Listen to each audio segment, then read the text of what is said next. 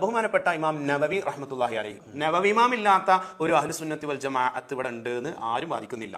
ബഹുമാനപ്പെട്ട ഇമാം നവവി തങ്ങൾ ഷറഹുൽ മുഹദ്ദിബിൽ പറയുന്നുണ്ട്, അദ്കാറിൽ കൊണ്ടുവന്നിട്ടുണ്ട്, ഇലാഹിൽ അവിടുത്തെ ഒരുപാട് ഗ്രന്ഥങ്ങളിൽ കൊണ്ടുവന്നിട്ടുണ്ട്. അതിലെ ഷറഹുൽ മുഹദ്ദിബിൽ ഇബാറത്ത് നമുക്ക് വായിക്കാം. അഷ്റഫുൽ ഖൽഖ് റസൂലുള്ളാഹി സ്വല്ലല്ലാഹു അലൈഹി വസല്ലം തങ്ങളുടെ തിരു റൗള ഷരീഫിലേക്ക് നമ്മൾ പോകുന്ന സമയത്ത് അവിടെ നിന്ന് നമ്മൾ എന്ത് പറയണം, മുത്തുനബിയോട് നമ്മൾ എന്താണ് പറയേണ്ടത് എന്നതിനെ കുറിച്ച് ചർച്ച ചെയ്യുക. വമിൻ അഹ്സനി മാ യഖൂൽ, അവിടെ പോകുന്ന ആൾ പറയാൻ ഏറ്റവും നല്ല വാക്ക്, ഏറ്റവും നല്ല വാക്ക് അഹ്സൻ എന്ന് പറഞ്ഞാൽ അർത്ഥം. ഇനി അതിനേക്കാൾ ബെറ്റർ ആയൊന്നും പറയാനില്ല.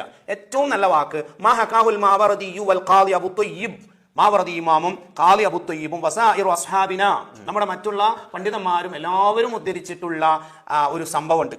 ആ സംഭവം പറയാൻ ആരെ തൊട്ട് ഉദ്ധരിച്ചിട്ടുണ്ട്? അനിൽ ഖുർത്തുബി റഹ്മത്തുള്ളാഹിനെ തൊട്ട് ഉദ്ധരിച്ചിട്ടുള്ള സംഭവം. ആ ഉദ്ധരിച്ചിട്ടുള്ള സംഭവം അത് നല്ലതാണോ മോശമാണോ അതാണുള്ള വിഷയം. അതിനെ കുറിച്ച് ഇമാം നവവി തങ്ങൾ പറയാണ് മുസ്തഹ്സിനീന ലഹു. ഈ ഉദ്ധരിച്ചവർ മുഴുവനും മാവറദിയും അബൂ ത്വയ്യിബും മറ്റ് എല്ലാ ഇമാമിങ്ങളും ഇതിനെ നല്ലതായി കണ്ടുകൊണ്ടാണ് ഉദ്ധരിക്കുന്നത്. നോട്ട് ചെയ്യേണ്ട മുസ്തഹ്സിനീന ലഹു.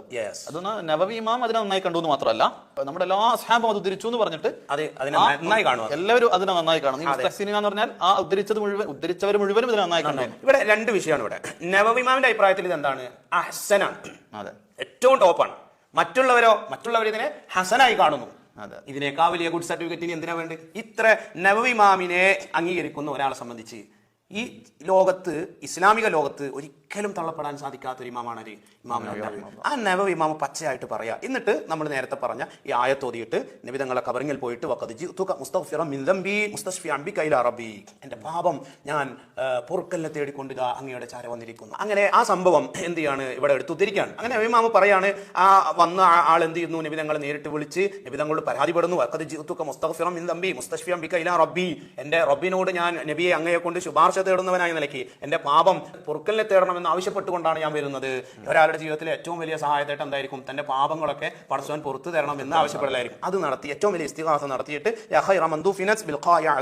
പുണ്യമദീനയിൽ അവിടുത്തെ ഷറഫാക്കപ്പെട്ട ശരീരഭാഗങ്ങൾ മറവ് ചെയ്യപ്പെട്ടിട്ടുണ്ട്. അതിൽ ഏറ്റവും ഉത്തമനായ നബി എന്ന് വിളിച്ച് പുണ്യപ്രവാചകനെ വിളിച്ചുകൊണ്ട് അഭിസംബോധന ചെയ്തുകൊണ്ട് പാട്ടും ഈ ബൈത്ത് കാവ്യം ആലപിച്ചുകൊണ്ട് അദ്ദേഹം അവിടുന്ന് പോയി. പച്ചയായിട്ട് ഇമാം നവവി റഹ്മത്തുള്ളാഹി പറയുന്നു, ഈ സംഭവം ഏറ്റവും നല്ലതാണ്. നമ്മുടെ റസൂലുള്ളാഹിന്റെ ഖബറിൽ പോയാൽ ഏറ്റവും നല്ല പറയാൻ പറ്റിയ വചനം ഇതാണെന്ന് പഠിപ്പിക്കുന്നു. മറ്റുള്ള എല്ലാ ഇമാമിങ്ങളും ഇത് ഹസനാണെന്ന ഗുഡ് സർട്ടിഫിക്കറ്റ് നൽകുകയും ചെയ്യുന്നു.